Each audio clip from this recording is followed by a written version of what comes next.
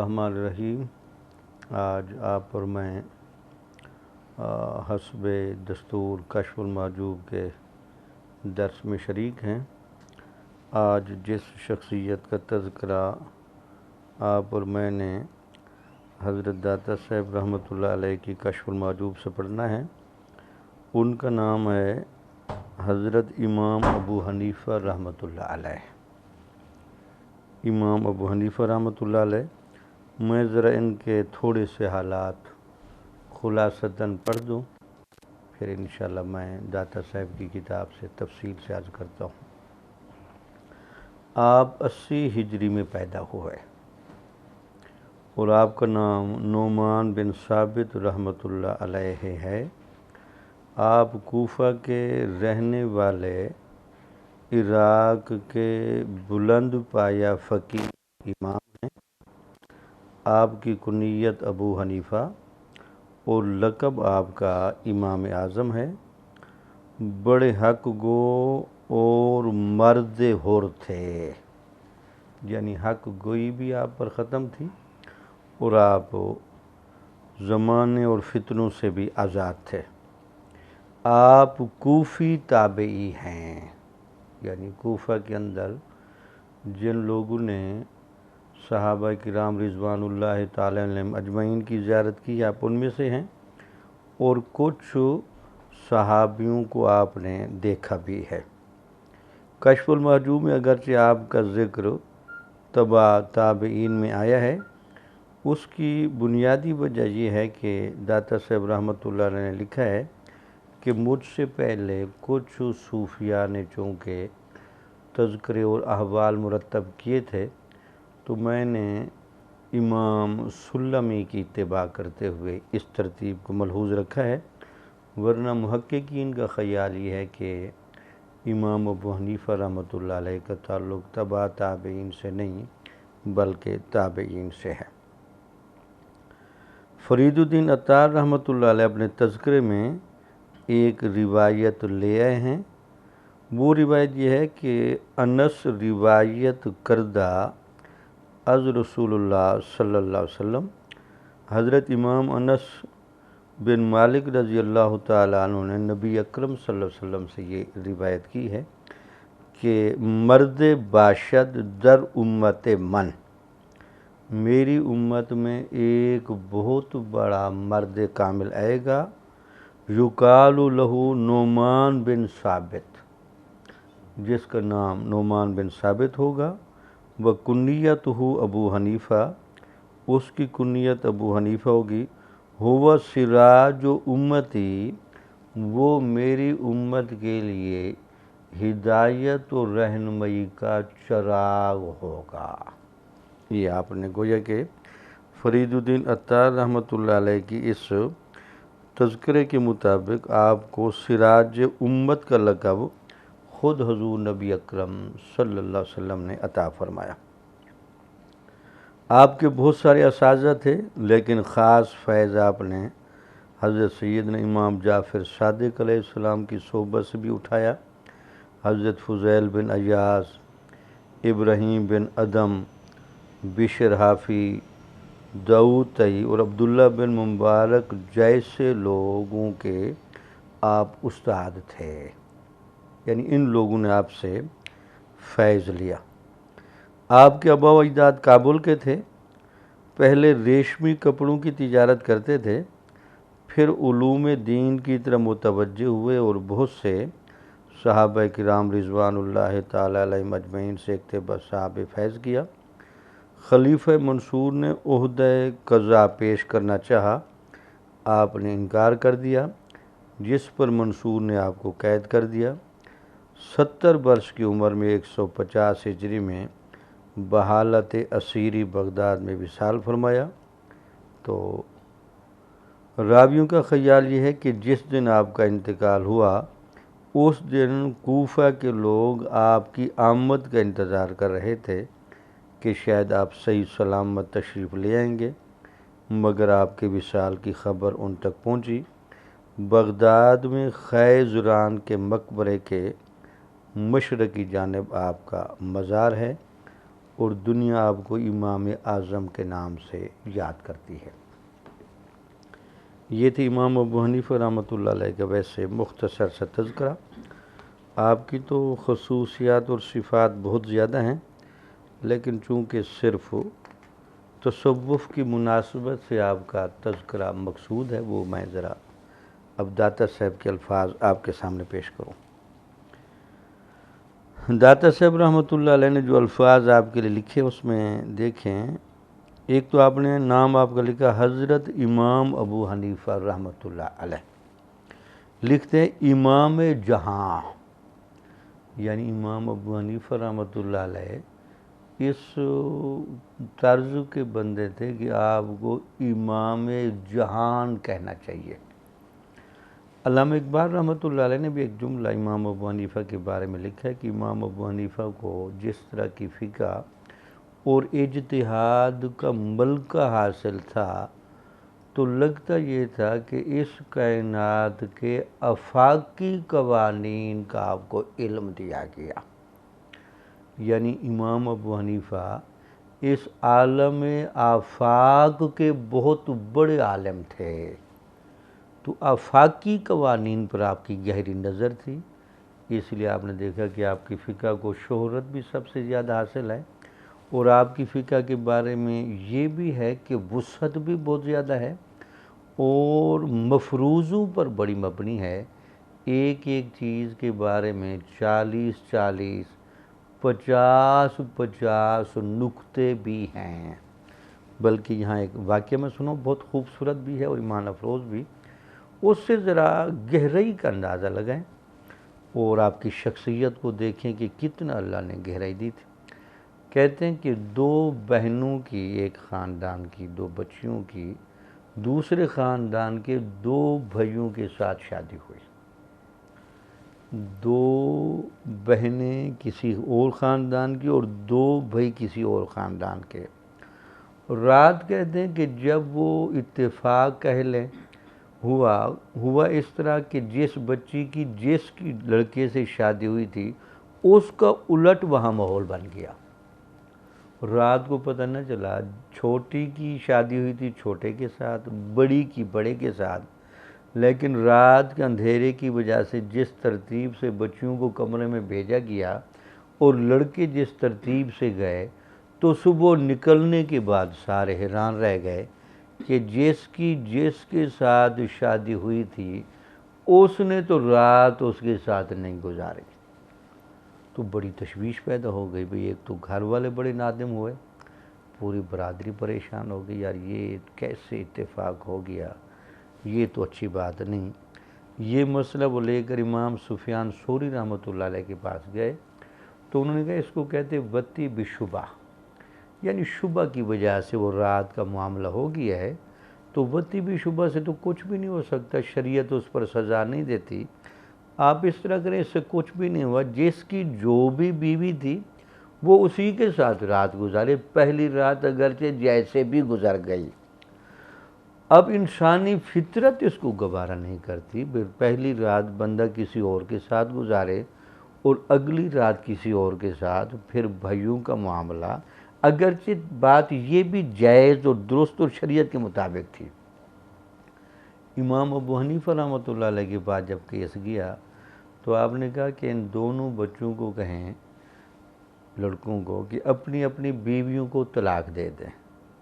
طلاق دینے کے بعد چونکہ اب یہ عورتیں اپنے خامدوں سے رات نہیں گزار چکیں، تو یہ بنیادی طور پر غیر مدخولہ ہیں، تو غیر مدخولہ کی کوئی عدت نہیں ہوتی، عدت بھی کوئی نہیں، اور اسی مجلس میں جیسے رات گزاری ہے ویسے نکاح کر کے دوبارہ بھیج دیں، یعنی وہ عدت بھی درمیان میں نہ ہوئی، پریشانی بھی نہ بنی، اور جس نے رات جس طرح گزاری ہے وہ امانت دوبارہ اس کے سپرد ہو گئی۔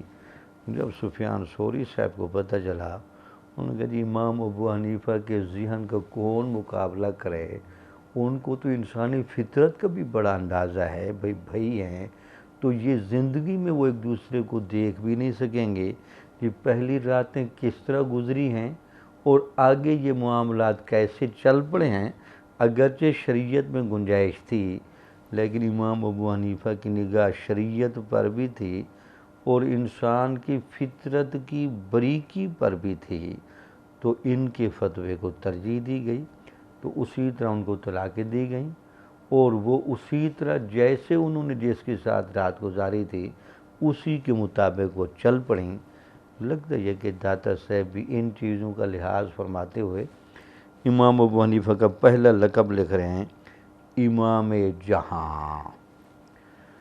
اگر اس کی دوسری انداز سے بھی تشریح کی جائے، اللہ تعالیٰ نے حضور نبی اکرم صلی اللہ علیہ وسلم کو رحمت للعالمین بنا کے بھیجا ہے، تو اس کا مطلب کہ جو آپ کے ورثاء ہیں یا آپ کے نائبین ہیں یا آپ کے مجددین ہیں یا آپ کی علمی اور روحانی فیض کو آگے لے کر چلنے والے ہیں، کچھ ایسے بزرگ بھی ضرور ہونے چاہیے جو اس فیض میں، جو اس رنگ میں حضور نبی اکرم صلی اللہ علیہ وسلم کی جامع فیض کی نمائندگی کریں۔ لگتا ہے کہ امت محمدیہ میں اس جامع فیض کی نمائندگی جہاں بڑے بڑے اولیاء نے کی، ان میں ایک نمایاں نام امام ابو حنیفہ کا بھی ہے، اس لیے داتا صاحب نے ان کے نام کے ساتھ لکھا ہے امام جہاں۔ دوسرا فرماتے ہیں مقتدی اہل سنت، یعنی جو اہل سنت کے ہاں اصول ہیں، قوانین ہیں، عقیدے کے اعتبار سے، فقہ کے اعتبار سے، اخلاق کے اعتبار سے یا قرآن و حدیث کے اعتبار سے، چونکہ حضور نبی اکرم صلی اللہ علیہ وسلم سے جب پوچھا گیا اے اللہ کے رسول جب آپ دنیا سے چلے جائیں گے اور اختلاف کا ماحول بنے گا تو پھر کیا کیا جائے، تو آپ نے فرمایا کہ میرے طریقے پر اور میرے صحابہ کے طریقے پر چلنا، اور میرے طریقے اور میرے صحابہ کے طریقے پر چلنے والا بندہ اہل سنت کہلائے گا۔ تو گویا کہ جو حضور نبی اکرم صلی اللہ علیہ وسلم کا اور آپ کے صحابہ کا اور اہل بیت کا جو طریق تھا، اس طریق میں بھی امام ابو حنیفہ کو ایک مقتدی اور امام کا درجہ دیا گیا۔ بھئی جو تشریح اور جو وضاحت اور جو قوانین آپ نے مرتب کیے، امت نے بعد میں اس کو قبول کیا۔ تیسرا لکھا شرف فقہا، فقہا کی عزت۔ فقہ بنیادی طور پر کہتے تو بڑے گہرے غور و فکر کو ہیں، لیکن عام طور پر اس کا مطلب یہ ہوتا ہے کہ شریعت کے اندر جتنے بھی احکامات دیے گئے ہیں، ہر حکم کی ہوتی ہے ایک علت، اس کا سبب اور وجہ۔ جو بندہ سب سے زیادہ حکم اور اس کی وجہ اور سبب اور علت کا عالم ہو تو کہتے ہیں یار یہ بندہ فقیہ ہے۔ محدث اور مفسر بنیادی طور پر وہ بندہ ہوتا ہے جس کو شریعت کی بات کا علم تو ہے، لیکن بعض اوقات اس کو اس کی علت کا علم نہیں ہوتا، تو یہ جو علت کے بھی علماء ہوتے ہیں، بھئی یہ جو حکم ہے جیسے شراب حرام ہے، تو شراب کے حرام ہونے کی وجہ وہ نشہ ہے، ایسا نشہ جو دماغ کو معوف کرے اور نفسانی خواہشات کو ابھار دے۔ تو انہوں نے پھر یہ کہا کہ ہر وہ نشہ جس میں یہ چیز پائی جائے گی وہ درجہ حرام میں آئے گا۔ تو یہ گویا کہ ہم کہہ سکتے ہیں یہ جو فقیہ لوگ ہوتے ہیں یہ دین کے معاملے میں صرف احکامات اور تعلیمات کے عالم نہیں ہوتے، بلکہ اس کے ساتھ ساتھ اس کی علت اور اسباب کے بھی عالم ہوتے ہیں، ریزن کے عالم ہوتے ہیں، تو ان کو کہتے ہیں فقیہ عالم۔ تو آپ فقہا کی عزت ہے، یعنی فقہا بھی کہتے تھے کہ باقی امام ابو حنیفہ ہمارے سردار ہیں اور ہمارے سر کا تاج ہیں، بلکہ امام مالک رحمۃ اللہ علیہ کا بڑا مشہور قول ہے کہ امام ابو حنیفہ جب دلائل کی بنیاد پر ثابت کرنے پر آ جائیں تو جس چیز کو ثابت کرنا چاہیں وہ کر سکتے ہیں۔ تو یہ آپ کے اندر وہ رنگ تھا شرف فقہا اور عزت علماء، یعنی جتنے بھی علماء تھے ان سے جب کہا جاتا تھا کہ علم جو بھی فیض دیتا ہے یا جو بھی برکت دیتا ہے یا دین کی وراثت کا سبب بناتا ہے تو سب کہتے تھے کہ ہاں ہم میں سب سے زیادہ عزت والے، سب سے زیادہ بزرگ امام ابو حنیفہ رحمۃ اللہ علیہ۔ اچھا، القابات 4 آپ نے لکھے، اور داتا صاحب رحمۃ اللہ علیہ کا کمال یہ ہے کہ آپ جو لقب لکھ دیتے ہیں نا تو پھر وہ لقب یہ کسی خوش فہمی پر یا خوش آمد پر مبنی نہیں، وہ خود اپنے بارے میں جملہ کہہ کہ جی میں بڑا حقیقت پسند بندہ ہوں، میں بات وہی لکھتا ہوں جو ہوتی ہے۔ تو اس لیے آپ کا یہ اسلوب ہے، آپ نے ہر بزرگ کے ساتھ لقب دیے، لیکن اس سے لگتا ہے کہ امام ابو حنیفہ رحمۃ اللہ علیہ کے بارے میں امام جہاں کا لقب دینا اور مقتدی اہل سنت کا لقب دینا، اس سے لگتا یہ ہے کہ آپ کو امام ابو حنیفہ کی عزت کا، وقار کا اور دین کے اندر مرتبے کا بڑا علم تھا کہ ان کو صرف امام مسلمین نہیں، امام جہاں کہا جائے۔ اہل سنت کے بڑے بڑے مقتدی ہوئے، لیکن امام ابو حنیفہ کے مقتدی ہونے کا رنگ جدا ہے۔ آگے لکھتے ہیں آپ کا نام ابو حنیفہ نعمان بن ثابت الخراز رحمۃ اللہ علیہ، یہ آپ کا نام لکھتے ہیں۔ آگے لکھتے ہیں جی عبادت اور مجاہدات میں انتہائی ثابت قدم اور راہ طریقت میں بہت بڑی شان کے مالک تھے۔ تو دیکھیے کتنا خوبصورت اسلوب ہے، حالانکہ پیچھے باتیں بیان کی لیکن اب لگتا یہ ہے کہ اپنی بات کو سمجھا رہے ہیں۔ عبادت و مجاہدات میں انتہائی ثابت قدم۔ اچھا، کمال کئی جگہوں پر جب ظاہر ہونا ہوتا ہے نا تو اس کا ایک ہی یعنی کہہ لیجیے جو استقامت ہے نا، اور کسی کام کو مسلسل کرتے جانا اس وقت تک جب تک اس کا فائنل نتیجہ نہ نکلے، اس کو کہتے استقامت۔ تو لکھے جی آپ عبادت میں بھی اور مجاہدات میں انتہائی ثابت قدم تھے۔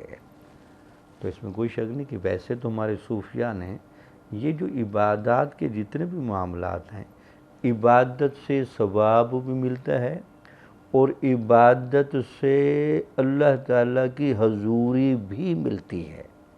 اب جو صرف عبادت میں ثواب کے قائل ہیں تو وہ انتہائی ثابت قدم نہیں ہوتے، وہ عبادت ہلکی پھلکی کرتے ہیں۔ لیکن جو یہ کہتے ہیں جی ہم نے عبادت کی بنیاد پر بھی قرب الہی لینا ہے یا ریاضات کی بنیاد پر بھی قرب الہی لینا ہے، تو ان کی ایک ہی نشانی ہے کہ آپ ان کی عبادات اور ریاضات میں استقامت کو چیک کر لیں۔ عبادت تو بنیادی طور پر شریعت کا وہ پیٹرن ہے جس کی وجہ سے ہمیں احکامات کو بجا لانے کا طریقہ بتایا جاتا ہے، اور ریاضات بنیادی طور پر شریعت کا وہ پیٹرن ہے جس میں نفس اور شیطان سے بچنے کا طریقہ سکھایا جاتا ہے کہ ایک بندے نے دنیا میں رہتے ہوئے نفس اور شیطان سے کیسے بچنا ہے۔ تو نفس اور شیطان سے بچنے کی راہ ریاضت ہے، اور جو شریعت کے دیگر اعمال بتائے گئے ہیں جس کے ذریعے اللہ کا قرب اور ثواب ملتا ہے وہ عبادات ہیں۔ گویا کہ آپ عبادات میں بھی کامل تھے اور ریاضات میں بھی کامل تھے، انتہائی ثابت قدم اور راہ طریقت میں بہت بڑی شان کے مالک تھے۔ پھر اللہ تعالیٰ نے جہاں آپ کو علم میں بڑا مقام دیا تھا، وہاں تصوف میں اور طریقت میں بھی بہت بڑا مقام دیا تھا۔ طریقت بنیادی طور پر تصوف میں اس راہ کو کہتے ہیں جس راہ پر چلتے ہوئے بندہ روحانی مزاج کا بن جائے اور اس کے اندر ایک روحانی ارتقاء آئے، تو وہ ایک راہ طریقت ہے۔ راہ طریقت میں بھی آپ بہت بڑی شان کے مالک تھے۔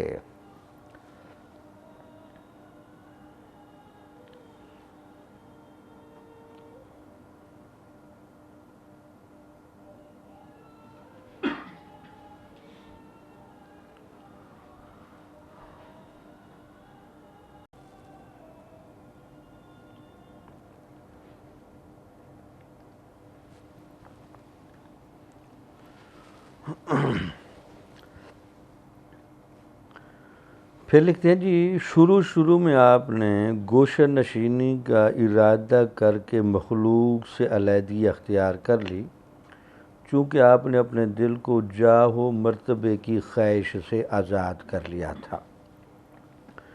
اب یہاں ایک میں ٹائٹل دے دوں، آگے جو باقی آ رہے، ایک ہوتی ہے راہ اجتباع، ایک ہوتی ہے راہ انابت۔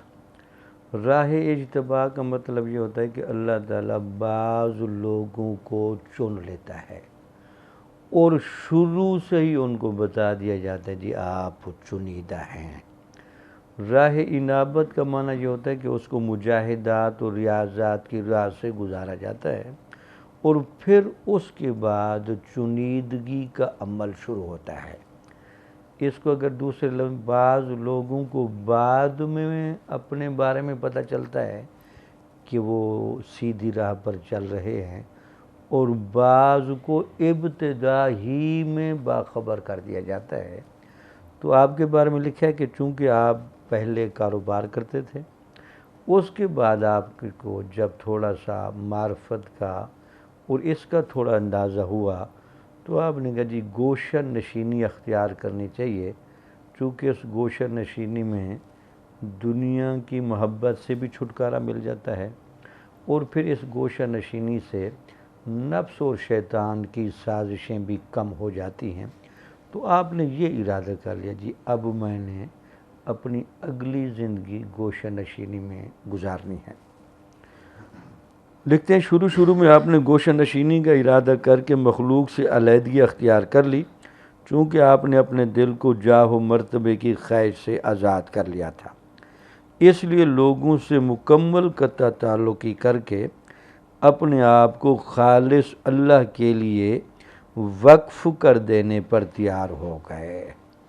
یعنی طبیعت اس جذبے پر آ گئی کہ اپنے آپ کو اللہ کے لیے بھی وقف کیا جائے اور اپنا سارا وقت اور سارا ٹائم بھی اللہ کے لیے میں وقف کر دوں۔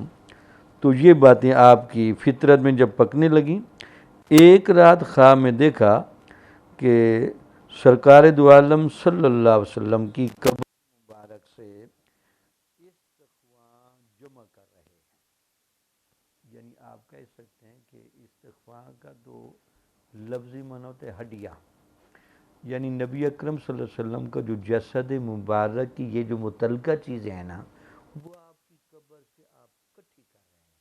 تو یہ آپ نے خواب دیکھا اور بعض کو بعض سے علیحدہ کر رہے ہیں، خوف اور ہیبت کے عالم میں بیدار ہو گئے۔ تین چیزیں دیکھی، ایک تو یہ دیکھا کہ آپ کی قبر مبارک کھل گئی ہے اور میں آپ کی قبر مبارک سے آپ کے استخوان مبارک یعنی آپ کی ہڈیاں مبارک جمع کر رہا ہوں اور ان کو الگ الگ بھی کر رہا ہوں۔ تو خواب ظاہری طور پر چونکہ ایسا تھا کہ گھبرا بھی بڑھ گئے، ہیبت میں آ گئے اور پریشان ہو گئے، تو خوف اور ہیبت کے عالم میں بیدار ہوئے۔ اور محمد بن سیرین رحمۃ اللہ علیہ، جن کا وصال 110 ہجری میں ہوا، کہ ایک مصاحب سے اس کی تعبیر پوچھی۔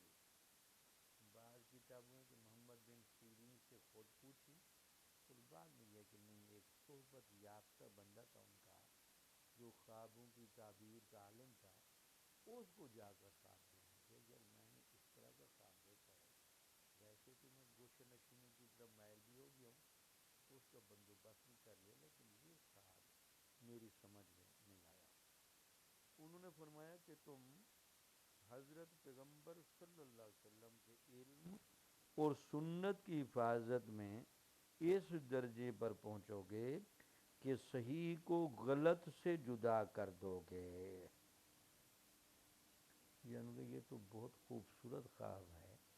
تو آپ کے جسم مبارک کے استخوان مبارک تک آپ کے پہنچنے کا مطلب یہ ہے کہ حدیثوں کے مطالب سمجھنے میں اور صحیح اور غلط حدیثوں کو پہچاننے میں اللہ تعالیٰ آپ کو وہ ملکہ دے گا، جیسے آپ وہاں ہڈیوں کو الگ الگ کر رہے ہیں تو اقوال نبوی کے صحیح اور غلط ہونے کو آپ خوب خوب پہچانیں گے۔ تو گویا کہ آپ سے حفاظت سنت نبوی کا بھی کام لیا جائے گا اور اس ذخیرے کے صحیح یا ضعیف ہونے کا بھی آپ سے کام لیا جائے گا۔ یہ آپ کے خواب کی تعبیر ہو گئی۔ آپ نے دوسری بار خواب میں حضور صلی اللہ علیہ وسلم کی زیارت کی تو آپ نے فرمایا ابو حنیفہ تمہیں اللہ تعالیٰ نے میری سنت کو زندہ کرنے کے لیے پیدا فرمایا ہے، گوشہ نشینی کا ارادہ چھوڑ دو۔ اب لگتا ہے یہ کہ پہلے آپ کو خواب آیا، اس خواب میں امام ابن سیرین رحمۃ اللہ علیہ کے کسی ساتھی بزرگ نے آپ کو تعبیر بتائی، پھر لگتا ہے کہ تھوڑی تشویش چلتی رہی، لیکن پھر خواب میں داتا صاحب کے بقول حضور نبی اکرم صلی اللہ علیہ وسلم خود ہے اور آپ نے واضح آرڈر دیا کہ ابو حنیفہ گوشہ نشینی کی طرف نہیں جانا، آپ نے میری سنت کی حفاظت کا کام کرنا ہے۔ تو میں نے آپ کو کہا کہ راہ اجتباع، یعنی ابھی پروگرام بنا رہے ہیں کہ میں خلوت میں چلا جاؤں اور کچھ عرصہ خلوت میں گزاروں، تو بجائے اس کے کہ کچھ عرصہ خلوت میں گزارنے کے بعد آپ کو کہا جاتا، پھر تو وہ ہو جاتی راہ انابت۔ لیکن آپ کی ایک پلاننگ کے وقت ہی بتا دیا گیا کہ نہیں، گوشہ نشینی کا کام آپ سے نہیں لینا، آپ سے حفاظت سنت کا کام لینا ہے، پہلے بصورت خواب اور تعبیر، پھر سرکار دو عالم صلی اللہ علیہ وسلم کی خود کرم نوازی۔ یعنی اس بندے کا کیا مقام و مرتبہ ہوگا جس کو حضور آ کر یہ کہیں کہ میری حدیث اور سنت کی حفاظت کا کام آپ سے لیا جائے گا۔ آگے آئے گا والا، لیکن یہاں چونکہ مناسب ہے، بہت بڑے بزرگوں سے ہیں امام یحییٰ بن معاذ رازی رحمۃ اللہ علیہ، ان کو خواب میں حضور نبی اکرم صلی اللہ علیہ وسلم کی زیارت ہوئی تو انہوں نے پوچھا یا رسول اللہ آپ کو کہاں تلاش کریں؟ تو آپ نے کہا امام ابو حنیفہ کے علم میں مجھے تلاش کرو، جو امام ابو حنیفہ کی رائے ہے وہ میری جناب سے منظور شدہ ہے، انہوں نے جو کچھ کام کیا دیکھنے میں تو وہ کام کر رہے تھے، لیکن وہ کام ہماری روحانی سرپرستی میں ہی ہوا ہے۔ تو اس کا مطلب کہ داتا سے اسی کی طرف اشارہ کر رہے ہیں کہ آپ کی یہاں رہنمائی کر دی گئی اور گوشہ نشینی کی اجازت سے، یعنی اجازت نہیں دی گئی اور آپ کو روک دیا۔ آگے داتا صاحب لکھتے ہیں کہ آپ کئی مشائخ کرام کے استاد تھے، یعنی پھر اب آپ کی مصروفیات کیا رہیں؟ آپ کے علم میں ہے کہ آپ نے بڑے بڑے کام کیے ہیں۔ ایک تو بڑا کام آپ کا یہ تھا جو فقہ اسلامی کی آپ نے تدوین جس نہج پر کی، یعنی اپنے زمانے کے 40 جید علماء ان کو سامنے بٹھا کے آپ ایک مسئلہ ڈسکس کرتے تھے اور ان سب کو رائے میں برابر شریک کرتے تھے اور ایک ایک مسئلے کی کئی کئی شکیں بناتے تھے۔ اگر ایسا ہو جائے تو پھر کیا ہوگا، ایسا ہو جائے تو کیا ہوگا۔ لگتا یہ تھا کہ اس قانون پر آپ نے ان شکوں میں بھی بحث کی ہے۔ کہتے یہ ہیں کتابوں میں کہ جب قیامت والے دن اسلام کی دوبارہ تنظیم نو کی جائے گی، امام مہدی آئیں گے تو وہ بھی کہیں جی فقہ حنفی کا ذخیرہ لے کے آؤ، چونکہ جو امام ابو حنیفہ سوچ اور لکھ گئے ہیں وہ زمانے کے تقاضوں سے زیادہ مطابقت رکھتا ہے۔ تو دیکھیے کتنی پذیرائی ہے۔ تو وجہ یہ ہے کہ چونکہ شروع سے ہی چنے ہوئے ہیں تو اس وجہ سے داتا صاحب آگے جملے لکھتے ہیں، تو جہاں بھی چونکہ اشارہ ہے بھئی جو لوگ امام ابو حنیفہ کے نظام فقہ کے منکر ہیں ان کو اگر ان پس منظر کا علم ہو تو یہ امام ابو حنیفہ کی مخالفت نہیں، یہ منصوبہ نبوی کی مخالفت ہے۔ ان سے خود حضور کام کرا رہے ہیں، ان کو کوئی انابت کی یا محنت کی راہ سے نہیں، ان کو انتخاب کی راہ سے لایا گیا ہے۔ تو انتخاب جب ہو جائے تو حفاظت کوئی اور کرتا ہے، تو آپ حفاظت میں کام کرتے رہے۔ یعنی آپ کئی مشائخ کرام کے استاد تھے، چنانچہ ابراہیم بن ادم، فضیل بن ایاز، داود تئی، بشر حافی وغیرہ رحمۃ اللہ تعالی علیہم اجمعین نے آپ سے کسب فیض کیا۔ اب داتا صاحب کو بھی آپ کہہ سکتے تھے جی بڑے لوگوں نے آپ کے شاگرد تھے، لیکن آپ نے ان لوگوں کے نام تذکرے کے طور پر بیان کیے جو اپنی جگہ پر علم و معرفت کا پورا پورا دبستان ہے۔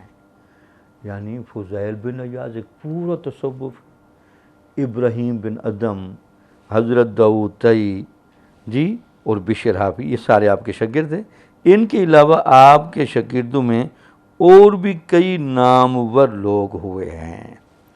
اب کوئی کہہ سکتے یار امام ابو حنیفہ نے یہاں اولیاء کے تو نام ذکر کیے ہیں، لیکن امام محمد اور امام ابو یوسف اور امام ظفر جو ان کے فقہ میں بڑے براہ راست کلوز شاگرد تھے، ان کے نام نہیں لیے، تو یہ داتا صاحب پر اعتراض اس لیے نہیں بنتا کہ داتا صاحب تصوف کی کتاب لکھ رہے ہیں، فقہ کی کتاب نہیں لکھ رہے، اس لیے آپ نے اگلے جملے میں اشارہ کر دیا۔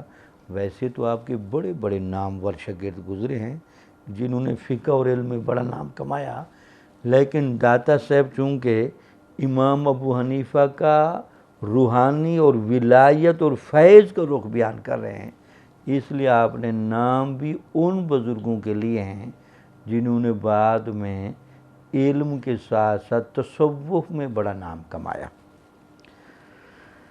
یہ تذکرے کے بعد آپ کہتے ہیں جی بیان کیا جاتا ہے کہ ابو جعفر منصور کے زمانے میں ان 4 اشخاص میں سے کسی ایک کو قاضی مقرر کرنے کی تجویز ہوئی۔ اب ایک واقعہ بیان کرتے ہیں کہ اور اس میں بنیادی طور پر امام ابو حنیفہ کی شخصیت کی گہرائی دکھائیں گے۔ منصور جو عباسی دوسرا خلیفہ تھا، تو اس کو بتایا گیا جی اگر آپ نے چیف جسٹس لگانا ہے نا تو ان 4 بندوں میں سے کسی کو چیف جسٹس لگائیں۔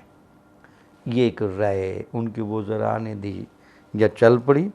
اچھا، امام ابو حنیفہ رحمۃ اللہ علیہ، سفیان ثوری رحمۃ اللہ علیہ، مسعر بن قدام رحمۃ اللہ علیہ اور شریک رحمۃ اللہ علیہ لکھتے ہیں جی ابو جعفر منصور دوسرا عباسی خلیفہ تھا، 95 ہجری میں پیدا ہوا۔ وہ خود بھی بہت بڑا عالم اور علوم کا دل دادا تھا، 158 میں فوت ہوا۔ یہ امام ابو حنیفہ کا تذکرہ مشہور ہے اور سفیان ثوری کا بھی۔ یہ مسعر بن قدام جو تھے ابو سلمہ مسعر بن قدام جلیل القدر محدث تھے، 153 میں فوت ہوئے۔ اور ابو عبداللہ شریک عالم اور فقیہ تھے، 177 ہجری میں یہ بھی کوفہ میں فوت ہوئے۔ بہرحال چونکہ ان کے حالات لوگ نہیں جانتے اس لیے میں نے بیان کر دیے۔ امام ابو حنیفہ، سفیان ثوری، مسعر بن قدام اور حضرت شریک رحمۃ اللہ علیہ، یہ 4 بندے ایسے ہیں جن کو ہم کوفہ کا یا سلطنت عباسیہ کا چیف جسٹس لگا سکتے ہیں۔ تو یہ تجویز ہوئی کہ ان 4 کو لے کر ہیں بادشاہ کے سامنے، تو بادشاہ ان سے ذرا ملاقات بھی کریں اور کسی ایک کا تقرر کریں۔ یہ 4 اپنے زمان کے نامور اور جید علماء تھے۔ بادشاہ نے 4 کو دربار میں بلوا بھیجا، آرڈر مل گیا، کمیٹیاں پہنچ گئیں، یہ پکڑ کے لے ہیں۔ جب یہ 4 حضرات روانہ ہوئے تو امام ابو حنیفہ رحمۃ اللہ علیہ نے فرمایا میں چلتے چلتے تم میں سے ہر ایک کے بارے میں اپنی فراست سے بتاتا ہوں کہ وہ کیا کرے گا۔ یہ بات اصل میں بتانی تھی آپ کا روحانی مزاج۔ 4 جا رہے، آپ نے کہا چلو جو کچھ وہاں ہونے والا ہے نا وہ میں آپ کو پہلے ہی بتاتا ہوں۔ بھئی ہم جو 4 جا رہے ہیں وہاں کیا واقعہ پیش ہوگا، اب وہ آپ نے اس کے لیے وہ جو ہے نا بڑی مشہور اتقوا فراست المومن فإنہ ینظر بنور اللہ، یہ جو مومنانہ فراست ہے نا وہ جب کسی معاملے کو مستقبل میں دیکھ رہا ہوتا ہے تو پریشان نہ ہوں، وہ کوئی اپنی نگاہ سے نہیں، وہ نور الہی سے دیکھ رہا ہوتا۔ تو انہوں نے کہا وہاں کیا ہوگا؟ تو ڈاکٹر صاحب یہ بات سمجھانے کے لیے کہ امام ابو حنیفہ رحمۃ اللہ علیہ کو اللہ نے کتنی فراست دی تھی۔ جو یہ لوگ یہ کہتے تھے کہ امام ابو حنیفہ کی فقہ میں اتنی باریکی اور اتنی دقت نظری اور بہت گہرائی ہے، تو کیا وجہ ہے؟ وہ داتا صاحب کے جملوں میں وہ فراست مومنانہ اور نور الہی کی طاقت جس سے وہ دیکھتے تھے۔ اچھا، ان کو کہنے لگے کہ میں بتاؤں کہ وہاں کیا ہوگا، اپنی فراست سے بتاتا ہوں کہ وہ کیا کرے گا ہمارے ساتھ۔ پھر فرمایا میں تو کسی نہ کسی ہیلے سے اپنے آپ کو عہدہ قضاء سے بچا لوں گا۔ مجھے جج لگانے کی یا چیف جسٹس لگانے کی کوشش کروں گا، میں تو علمی ہیر پھیر سے بچ جاؤں گا، مجھے طریقہ آتا ہے، میں اس سے بات کر لوں گا۔ دوسرا لکھا سفیان ثوری بھاگ جائیں گے، سفیان ثوری بھاگ جائیں گے چونکہ ان کے علم میں ہے کہ چیف جسٹس نہیں لگنا، چونکہ یہ بادشاہ ایسے ہیں جو اپنی مرضی کے خلاف فیصلوں کو قبول نہیں کریں گے، اور ہم شریعت سے ہٹ کر فیصلہ نہیں دے سکتے۔ تو سفیان ثوری بھاگ جائیں گے۔ مصر اپنے آپ کو دیوانہ بنا لیں گے۔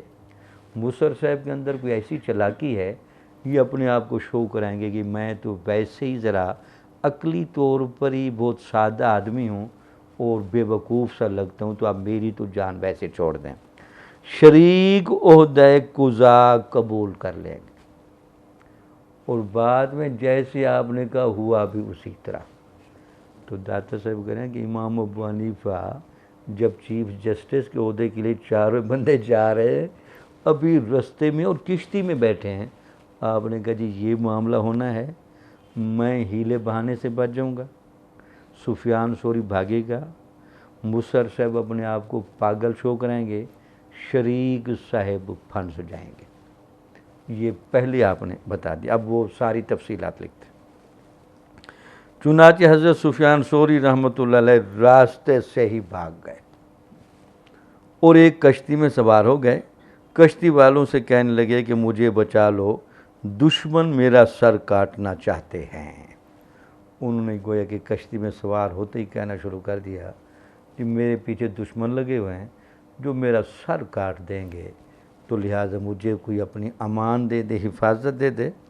اب داتا صاحب اس کی وجہ لکھتے ہیں کہ یہ حضور صلی اللہ علیہ وسلم کے اس اشارے کی طرف، اس ارشاد کی طرف اشارہ تھا جس میں آپ نے فرمایا کہ جو شخص قاضی بنا وہ بغیر چھری کے ذبح ہوا، کیونکہ فیصلے کی مسند پر بیٹھنا بہت مشکل کام ہے۔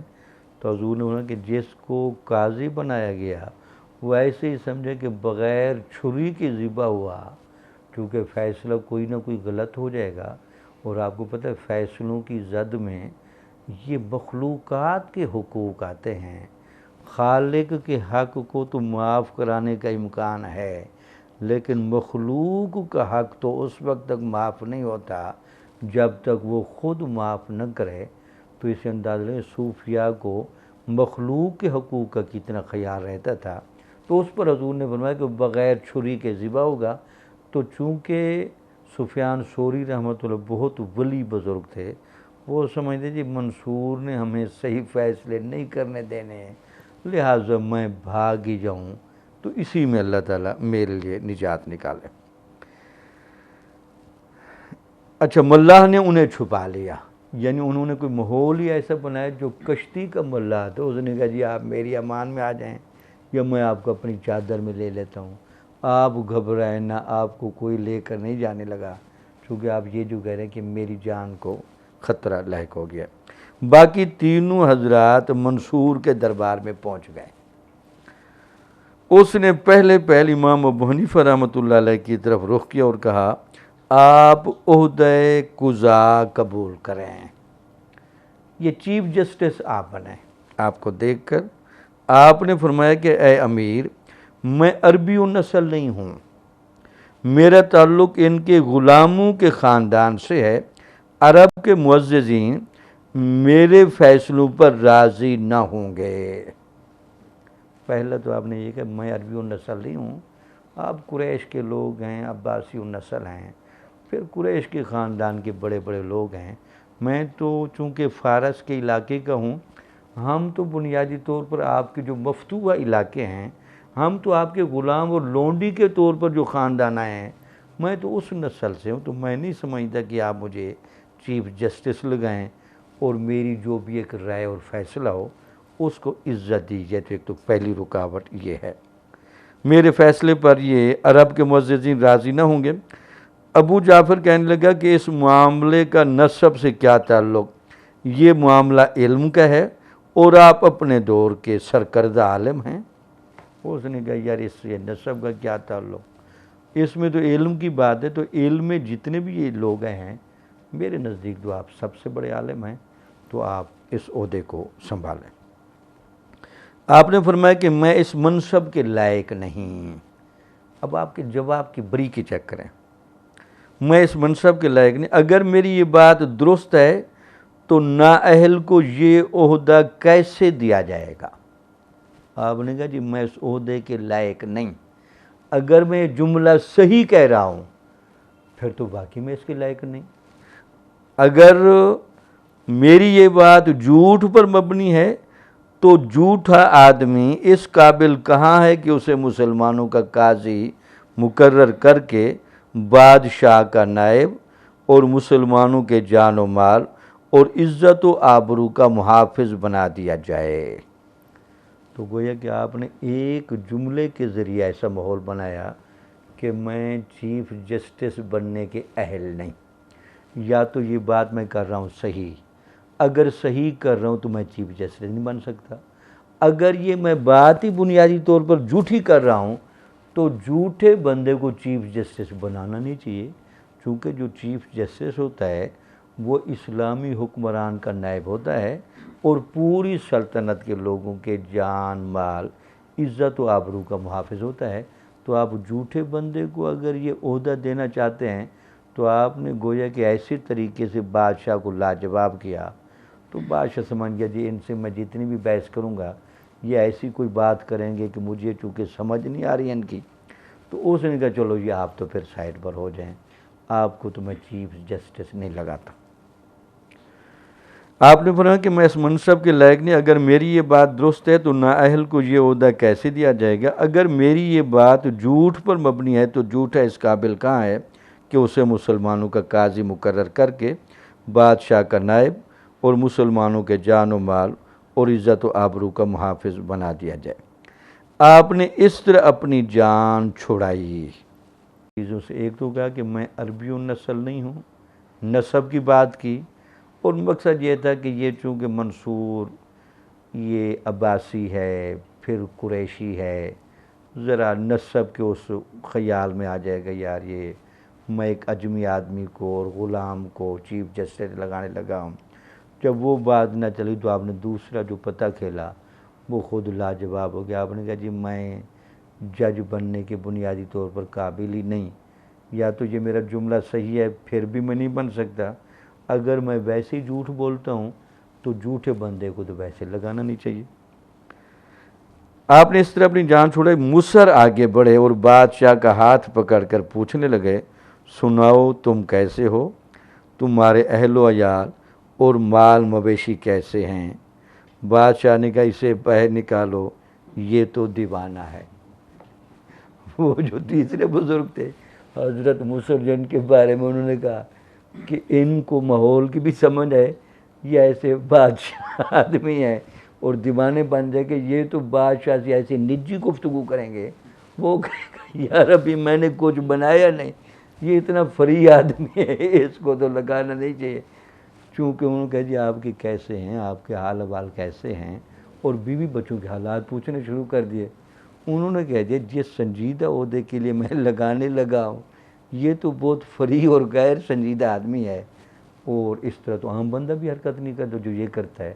تو اس نے کہا یہ تو لگتا ہے کہ تھوڑا ان کو ذہنی مسئلہ ہے، ان کو تو باہر الگ کر لیں۔ اور اس کے بارے میں امام ابو حنیفہ کشتی میں بیٹھے ہوئے بتا چکے تھے کہ مصر صاحب بھی اپنی اس دیوانگی کی فطرت کی وجہ سے اپنی جان چھڑا جائیں گے۔ اچھا، پھر بادشاہ نے شریک سے کہا تم قضا کا عہدہ سنبھالو. انہوں نے کہا کہ میں ایک سدائی شخص ہوں. اب آپ کو پتہ ہے کہ یہ جو سدائی کا یہاں مزاج یہ ہے کہ یہ جو چار ہیں نا فطرت انسان کی، جس میں کہتے ہیں کہ آگ، پانی، مٹی، ہوا، جس کی فطرت میں مٹی کا غلبہ ہو نا تو اس کو کہتے ہیں یہ سدائی مزاج کا ہے. اور سدائی مزاج کے بندے کو عام طور پر کہتے ہیں موٹے دماغ والا. اس نے کہا جی ٹھیک ہے جی، عالم تو میں بہت بڑا ہوں لیکن میں ذہین بندہ نہیں، مجھے جو بتائیں گے وہ تو میں کر لوں گا، لیکن چونکہ فیصلے کرنا بڑے ذہین بندے کا کام ہوتا ہے تو میں ایک سدائی آدمی ہوں، ایک خشک طبیعت کا میں بندہ ہوں، تو آپ مجھے نہ لگیں. انہوں نے کہا کہ ایک سدائی شخص ہوں، میرا دماغ بھی کمزور ہے. بادشاہ نے کہا مقوی ادویات اور مناسب مشروبات وغیرہ سے اپنا علاج کرو، تمہارا دماغ طاقتور ہو جائے گا. چنانچہ قضا ان کے سپرد ہوئی. یہ داتا صاحب نے واقعہ اس لیے لکھا کہ یہ واقعہ جو بھی ہوا وہ امام ابو حنیفہ رحمۃ اللہ علیہ نے کشتی میں بیٹھے ہوئے بتا دیا کہ یہ ہونا ہے. شریک صاحب آپ اپنی جان بچائیں، آپ نے پھنس جانا ہے، باقی سفیان ثوری بھاگ جائیں گے. میں کوئی ایسے علمی مذاکرہ کروں گا جس مغالطے میں وہ مجھے جان چھڑائے گا. اور یہ جو حضرت مصر صاحب ہیں وہ اتنے چلاک بندے ہیں کہ وہ اس کے سامنے بیوقوف بن جائیں گے. شریک صاحب اپنی سادہ طبیعت کی وجہ سے پھنس جائیں گے. آگے لکھیں چنانچہ قضا ان کے سپرد ہوئی. یہ اب شریک رحمۃ اللہ چیف جسٹس بن کے. اب امام ابو حنیفہ کی فطرت چیک کریں جو داتا صاحب دکھا رہے ہیں.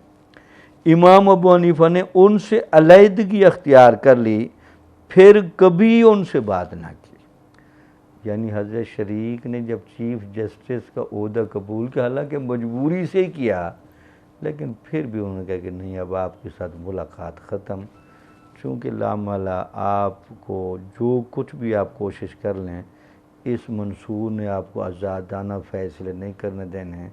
اس نے شریعت کا وہ جو ایک کڑا معیار ہے اس سے بہرحال آپ کو تھوڑا تھوڑا ہٹاتے ہی رہنا ہے. اور ہم چونکہ لوگ ایسے ہیں کہ بالکل 2 + 2 = 4 کے عادی ہیں، لچا کے عادی نہیں، تو اس خدشے کے پیش نظر بھئی شریک قربانی دے دیتا اور یہ عہدہ قبول نہ کرتا. اس نے عہدہ قبول کیا ہے چونکہ سادہ طبیعت کا ہے، یہ کوئی اس سے بچ نہیں سکا، تو آپ نے زندگی بھر اس سے علیحدگی بھی کی اور کبھی بات بھی نہ کی. حالانکہ شریک بھی کوفے میں رہا اور امام ابو حنیفہ نے بھی ساری زندگی کوفہ میں گزاری. داتا صاحب یہاں لکھتے ہیں یہاں دونوں اعتبار سے آپ کی حال کی بلندی اور کمال کا اظہار ہوتا ہے. اب یہ پورا واقعہ لکھا. اب کہتے ہیں اس میں ذرا امام ابو حنیفہ رحمۃ اللہ علیہ کی روحانیت آپ کو دکھاؤں کہ آپ کی روحانیت کہاں کا نظر. کہتے ہیں 2 جگہوں پر نظر آ رہی ہے. ایک ہر ایک کے بارے میں آپ کی فراست.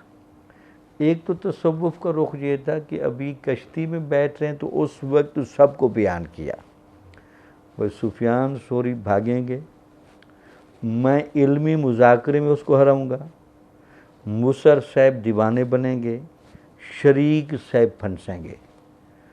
تو اگر آپ کو اللہ نے یہ ولایت نہیں دی تھی اور فراست مومنانہ نہیں تھی تو پھر یہ آپ باتیں نہ کر سکتے.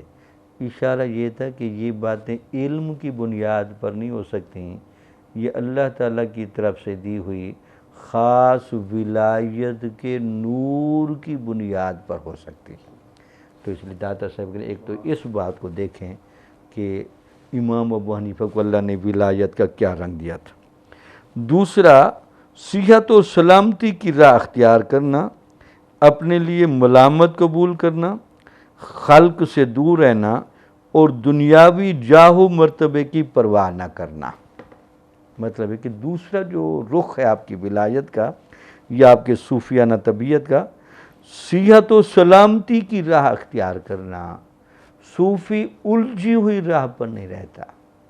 اب چونکہ منصور کے ہاں چیف جسٹس بن جانا اپنے آپ کو ایک الجھاؤ کی جگہ پر رکھنا تھا. چونکہ وہ بادشاہ ہیں، جابر لوگ ہیں، انہوں نے سختی سے فیصلے آپ سے منوانے تھے. وہ آپ نہ مانے تو پھر چیف جسٹس کیوں بنے ہیں؟ تو آپ شروع سے ہی جان چھڑا جائیں۔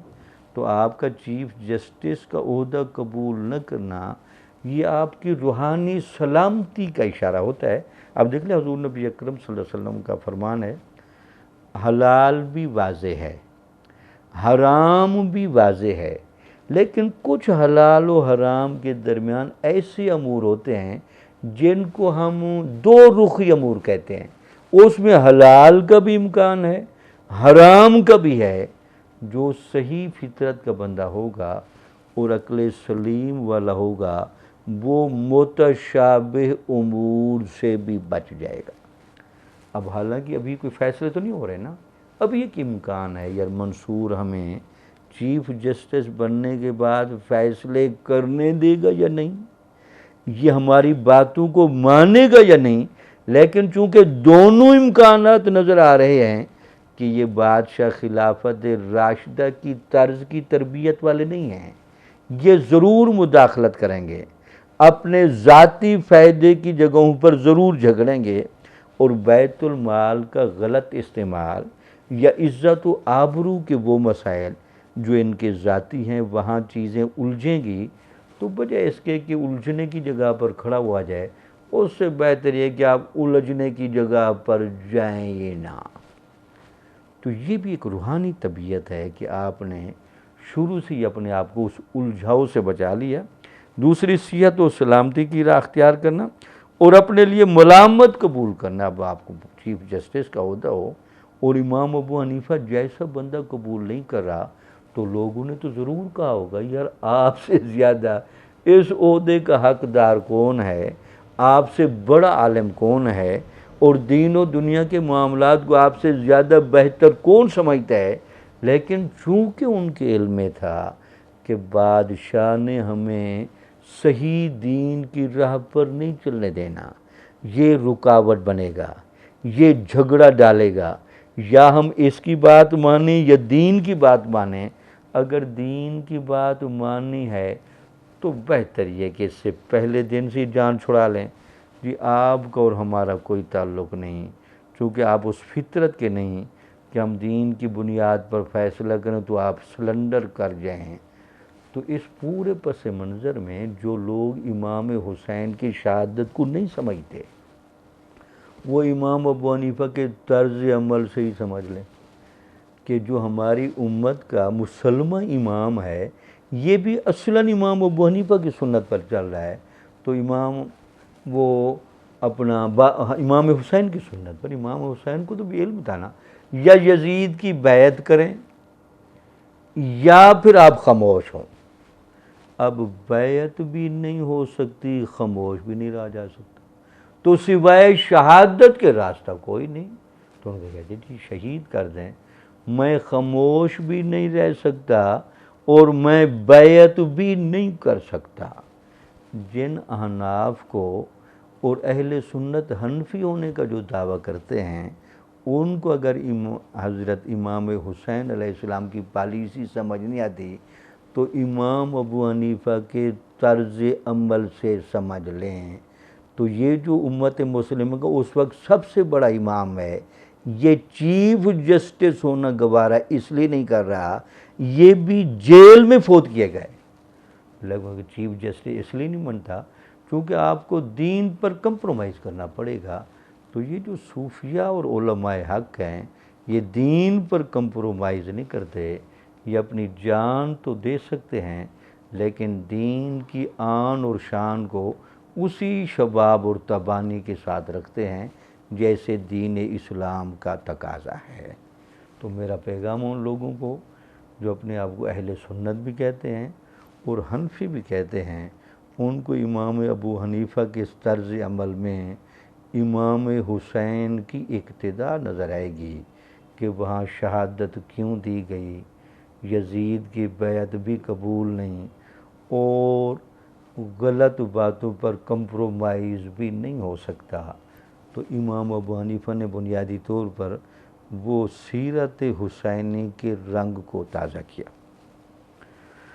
اپنے لیے ملامت قبول کرنا، خلق سے دور رہنا اور دنیاوی جاہ و مرتبے کی پرواہ نہ کرنا۔ اب داتا صاحب یہ پورا واقعہ بھی لکھ رہے ہیں اور اس میں تصوف کے نکات بھی آپ کو مجھے سمجھائیں کہ واقعے کو چاہیں تو آپ ایسے دیکھ لیں، لیکن دو چیزیں بڑی گہری ہیں، ایک آپ کی فراست، دوسرا آپ کا مشتبہ امور میں انوالو نہ ہونا، ہمیشہ حق اور سچ پر ڈٹے رہنا۔ یہ دو فطرتیں بتاتی ہیں کہ امام ابو اپنے وقت کے جہاں فقہ کے امام تھے وہ تصوف کے بھی امام تھے۔ یہ واقعہ صحت ملامت پر قوی دلیل ہے۔ اب داتا صاحب نے چونکہ کشف المحجوب کے شروع میں ایک ملامت کی بحث کی ہے، اور ملامت کی بحث صوفیہ کئی حوالوں سے کرتے ہیں۔ ایک تو ملامت کی بحث اس لیے بھی کرتے ہیں کہ ملامت کی بنیاد پر آپ اپنے ظاہر و باطن کو بھی پہچانیں، چونکہ جب ملامت ہوتی ہے، تنقید ہوتی ہے، یا تو تنقید پر غصہ آتا ہے، یا تنقید پر خاموشی ہوتی ہے، یا تنقید کی بنیاد پر آپ حق راہ پر چل پڑتے ہیں۔ تو یہ جو ملامتیں ہوتی ہیں اور ملامتیں قبول کی جاتی ہیں، تو امام ابو حنیفہ نے مخلوق کی یہ ملامت تو قبول کر لی کہ آپ بھی اگر چیف جسٹس نہیں بنیں گے تو کون بنے گا؟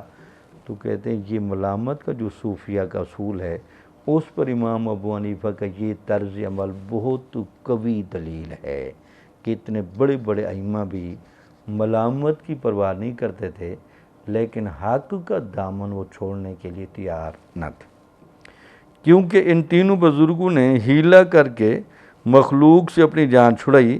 مگر آج کے دور میں اکثر علماء اس طرز عمل کے منکر ہیں، کیونکہ یہ لوگ خواہش نفس کے پیروکار اور راہ حق سے دور ہیں۔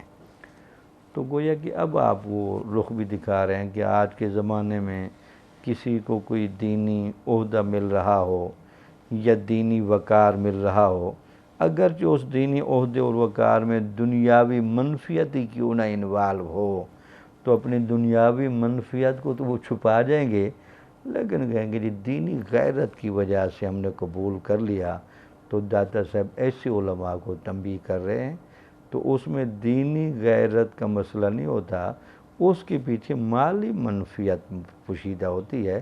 تم یہ جو کام کرتے ہو جو امام ابو حنیفہ کے طرز سے ہٹ کے ہے، عہدے قبول کرتے ہو، بادشاہوں کے پاس جاتے ہو، امیروں کی خوشامد کرتے ہو، تو اس میں دین کی عزت مطلوب نہیں، تمہارے مالی منافع وہاں مطلوب و مقصود ہوتے ہیں۔ اکثر علماء اس طرز عمل کے منکر ہیں، کیونکہ یہ لوگ خواہش نفس کے پیروکار اور راہ حق سے دور ہیں۔ عمراء کے محلات کو انہوں نے اپنا قبلہ، داتا صاحب کے جملے دیکھیں کہ عمراء کے بڑے بڑے محلات پر ان کا آنا جانا ہوتا ہے۔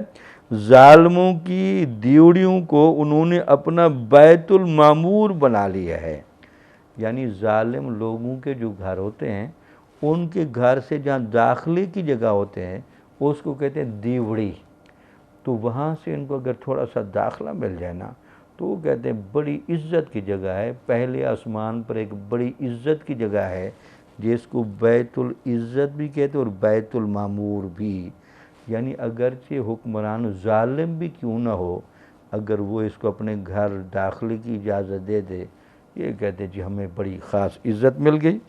اور جابر لوگوں کے فرش کی رسائی کو کعبہ قوسین کی مساوی سمجھتے ہیں، یعنی جو جابر ہیں اور ہیں بادشاہ، اگر وہ کہیں جی ہمارے گھر بھی آتے جاتے رہو، تو یہ ایسی سمجھتے ہیں کہ جیسے حضور نبی اکرم صلی اللہ علیہ وسلم کو اللہ کا جو قرب خاص ہوا تھا اور کعبہ قوسین کا جیسے وہاں تذکرہ ہے، تو ان کے لیے یہ کعبہ قوسین ہے کہ بادشاہ کا اتنا قرب مل گیا۔ تو اور ہر اس بات کے منکر ہیں جو ان کی پسند کے خلاف ہو۔ تو گویا کہ داتا صاحب نے یہاں امام ابو حنیفہ کا تذکرہ کرنے کے بعد اپنے زمانے اور بعد کے ان علماء کے طرز عمل کو جو امام ابو حنیفہ کے طریق پر نہیں ہے، ان میں کیا کیا چیزیں انوالو ہیں، ان کے نفس کی خواہش کتنی انوالو ہے، دنیا پسندی کتنی انوالو ہے، بادشاہوں کا قرب کتنا انوالو ہے، اور وہ حق پسند کتنے ہیں اور حق کا کتنا ساتھ دیتے ہیں، داتا صاحب نے اس میں ایک جائزہ پیش کیا۔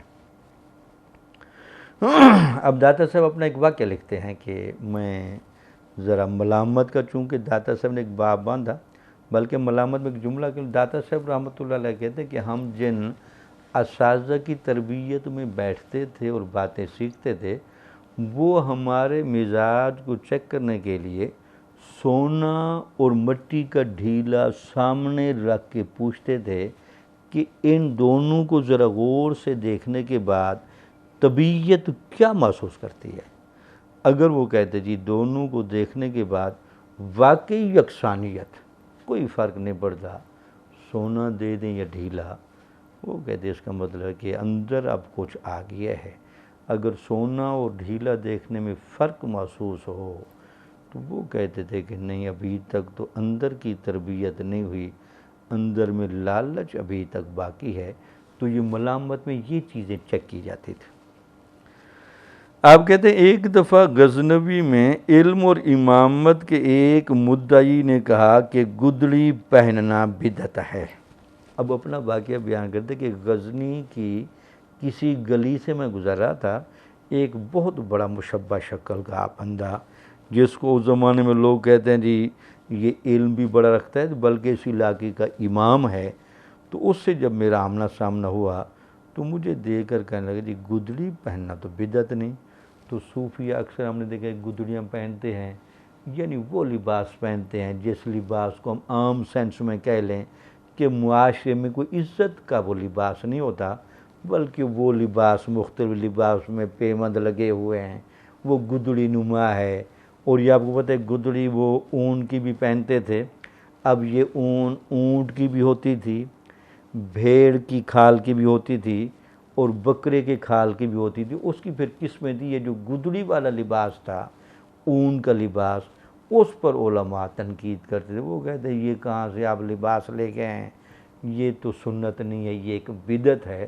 تو کہتے ایک بندہ جو عالم تھا اور اس نے مجھے کہا کہ صوفیہ نے یہ جو مجاہدے اور ریاضت کے لیے ایک لباس تجویز کیا ہے اون کا، اس میں ہمیں بدعت کی بو آتی ہے۔ اب داتا صاحب اس کو کیا جواب، دیکھیں داتا صاحب کا مزاج۔ میں نے اسے کہا کہ ریشم و اطلس جو خالص ریشم سے تیار ہوتا ہے اور مردوں کے لیے قطعاً حرام ہے، ظالم لوگوں سے عاجزی اور منت و سماجت کر کے پہن لیا جاتا ہے۔ لباس پہنا ہوا حضرت صاحب، اتنا قیمتی لباس۔ اب یہ جو لباس ریشم اور اطلس کا ہے، جس میں باقاعدہ ریشم کے ذرات شامل ہیں، تو ریشم کا لباس پہننا تو مردوں کے لیے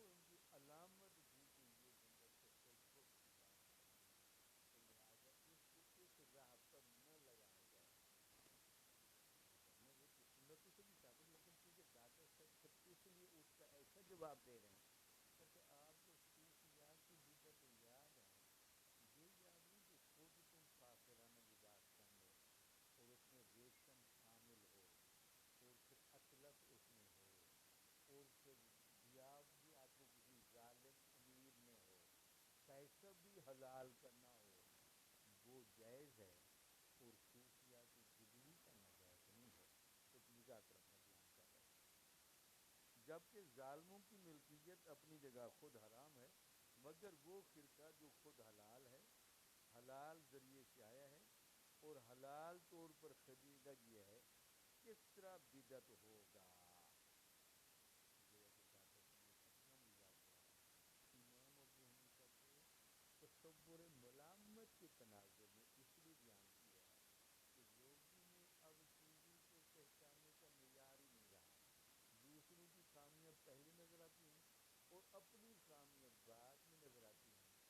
تو تصور ملامت رچا اس لیے گیا تھا کہ لوگ دوسروں کی خامیوں کو دیکھنے سے پہلے اپنی خامیوں کو پہلے دیکھیں تو اس پر ملامت کی جاتی تھی، تاکہ دوسروں پر تنقید کی نگاہ بعد میں اٹھے، اپنے اوپر تنقید کی نگاہ پہلے اٹھے.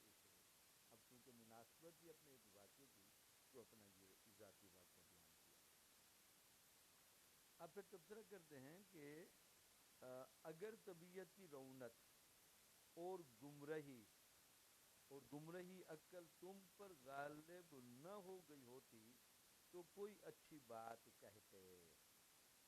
اب اس کو کہتے ہیں کہ آپ نے، چونکہ مجھے بھی لگتا ہے کہ ڈاکٹر صاحب کو بھی اس نے گدڑی میں دیکھا جو ماحول سے لگ رہا ہے، اس لیے اس نے کہا جی آپ نے گدڑی کا لباس پہنا ہوا ہے، گدڑی کا لباس پہننا تو بدعت ہے.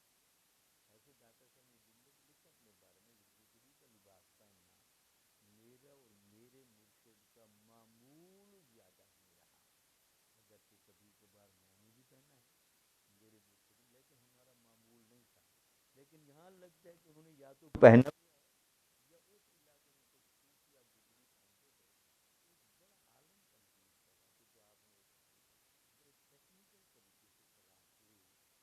بھئی دوسروں کے لباس کے بارے میں تو ٹھیک ہے آپ بدعت کہتے ہیں، لیکن اپنا جو فاخر ہے نا وہ ریشم کا جو آپ نے لباس پہنا ہوا ہے اس کو آپ حلال سمجھتے ہیں، اور جنہوں نے یہ آپ کو لے کر دیا ہے ان کی بھی سارا مال حرام کا ہے. تو جو حرام سے وہ تو جی حلال ہے، اور جو حلال طریقے سے گدڑی بنائی گئی ہے وہ آپ کے نزدیک حرام ہے. اب اس پر تبصرہ کریں کہ ایسا کیوں ہوتا ہے. یعنی ایک عالم ہے اس کو اپنا نقص نہیں نظر آ رہا، صوفیاء کی بات پر وہ تنقید کر رہا ہے. تو وہ جملہ لکھتے ہیں اگر طبیعت کی رونق، یعنی طبیعت کے اندر جو تکبر ہے اور گمراہی عقل تم پر غالب نہ ہو گئی ہوتی تو کوئی اچھی بات کہتے. یعنی اگر طبیعت میں تکبر نہ ہوتا اور آپ کی عقل پر بھی گمراہی کا غلبہ نہ ہوتا تو آپ کوئی صوفیاء کی اچھی بات بیان کرتے کہ ہمارے علاقے میں جو ولی رہ رہے ہیں یار ان سے تو بڑی اصلاح لوگوں کی ہو رہی ہے، بڑی تربیت ہو رہی ہے. ولی تو بنیادی طور پر اسلام کا اصل نقشہ لے کے چل رہے ہیں. یہ تو علماء ہیں جنہوں نے تعویل در تعویل اور راہ رخصت ایسی اختیار کی کہ راہ عظیمت اور راہ حقیقت ہی چھپ گئی. جو صحیح کام کر رہے ہیں ان پر تنقید ہو رہی ہے، اور جنہوں نے علم کا ایک لبادہ اوڑھا ہوا ہے وہ عزت والے لگ رہے ہیں. تو ڈاکٹر صاحب کہہ رہے ہیں وجہ یہ ہوتی ہے کہ طبیعت کے اندر تکبر آ جاتا ہے، عقل کے اوپر گمراہی آ جاتی ہے، پھر لوگ ایسی باتیں کرتے ہیں. عورتوں کے لیے ریشمی لباس حلال ہے اور دیوانوں کے لیے مباح. اگر تم لوگ ان دونوں میں سے ہو تو پھر معذور ہو، ورنہ ہم بے انصافی سے اللہ کی پناہ چاہتے ہیں. تو پھر آپ نے تبصرہ کہ ہاں عورتیں ریشمی لباس پہن سکتی ہیں، جو لوگ دیوانے ہوتے ہیں عقل کے کمزور ہیں وہ بھی ریشمی لباس پہن لیں چونکہ ان کو لباس کا پتہ نہیں چلتا، ان کے لیے یہ مباح ہے. عورتوں کے لیے حلال ہے، یا تو آپ دیوانے ہیں یا عورت ہیں اور دیکھنے میں مرد لگتے ہیں. اگر آپ عورت بھی نہیں دیوانے بھی نہیں تو پھر ریشمی لباس پہننا تو واقعی حرام ہے، لیکن گدڑی پہننا جائز ہے. تو ڈاکٹر صاحب کے ذرا علمی اسلوب بھی دیکھیں، جذبہ اصلاح بھی دیکھیں، اور دیکھیں مد مقابل کو آپ نے کس گہرے طریقے سے جواب دیا. دلائل کے انبار نہیں لگائے، ذرا اس کی شخصیت کا آئینہ اس کو دکھایا تو صوفیاء کی خامی آپ کو نظر آتی ہیں گدڑی والوں کی، لیکن اپنا لباس، اپنا ذہن، اپنی باڈی لینگویج بھی چیک کیے کہ کتنا تکبر ہے آپ کے اندر، اور آپ کے بولنے کا انداز، اور دوسرے پر پھٹ تنقید کرنا، تو اس میں اس کی اصلاح بھی تھی۔ اب چونکہ بڑا خوبصورت واقعہ ہے، میں کہتا ہوں کہ یہ بھی میں یہاں ختم کر دوں۔ مقام خلیل، اب ذرا امام ابو حنیفہ کا ایک اور مقام دکھائیں کہ امام ابو حنیفہ کو خواب کس طرح دیکھا۔ اس کے مطلب کہ خوابوں کے آنے سے بھی ایک بندے کے مزاج کی روحانیت سے بھی اندازہ لگتا ہے۔ جو لوگ خوابوں کو حجت نہیں سمجھ گئے، داتا صاحب کسی بندے کی خواب کے ذریعے بھی ولایت سمجھاتے ہیں کہ خواب اس کو کیسے آتے ہیں۔ تو خواب کیونکہ بنیادی طور پر یہ خیال اور روح کا ایک مکس عمل ہوتا ہے، تو یہاں تو چونکہ خواب کی بحث نہیں آئے گی، وہاں ڈیٹیل بیان کریں گے، لیکن بہرحال اس سے بھی روحانیت کا ایک تعلق ہے، وہ دکھا رہے ہیں۔ ابو حنیفہ رحمۃ اللہ علیہ کا بیان ہے کہ میں نے نوفل بن حیان رحمۃ اللہ علیہ کو وفات کے بعد خواب میں دیکھا۔ یعنی اپنے زمانے ایک بہت بڑے بزرگ تھے نوفل بن حیان، ان کو کہتے ہیں کہ امام ابو حنیفہ رحمۃ اللہ علیہ کہ میں نے نوفل بن حیان کو ان کی وصال کے بعد خواب میں دیکھا کہ قیامت قائم ہے اور تمام مخلوق مقام حساب میں ہے۔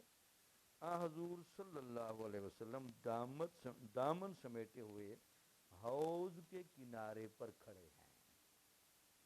یعنی ایک بزرگ جو ان کے زمانے نوفل بن حیان فوت ہو گئے، تو انہوں نے خواب دیکھا کہ محشر برپا ہے، قیامت کا دن ہے، حضور نبی اکرم صلی اللہ علیہ وسلم خواب میں نظر ہے امام ابو حنیفہ کو، وہ دامن سمیٹے اپنے حوض پر کھڑے ہیں، اور آپ کے دائیں بائیں کئی بزرگ موجود ہیں، یعنی کچھ دائیں کھڑے ہیں، کچھ بائیں کھڑے ہیں، ایک تابناک چہرے اور سفید بالوں والوں بزرگوں کو میں نے دیکھا کہ انہوں نے اپنا رخسار حضور صلی اللہ علیہ وسلم کے رخسار اقدس کے ساتھ لگا رکھا ہے۔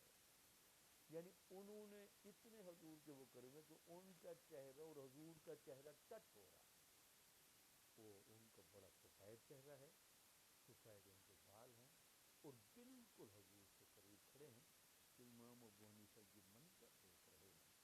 تو آگے کیا کہتے ہیں کہ میں نے دیکھا کہ انہوں نے اپنا رخسار حضور صلی اللہ علیہ وسلم کے رخسار اقدس کے ساتھ لگا رکھا ہے، اور ان کے برابر حضرت نوفل رحمۃ اللہ علیہ کھڑے ہیں۔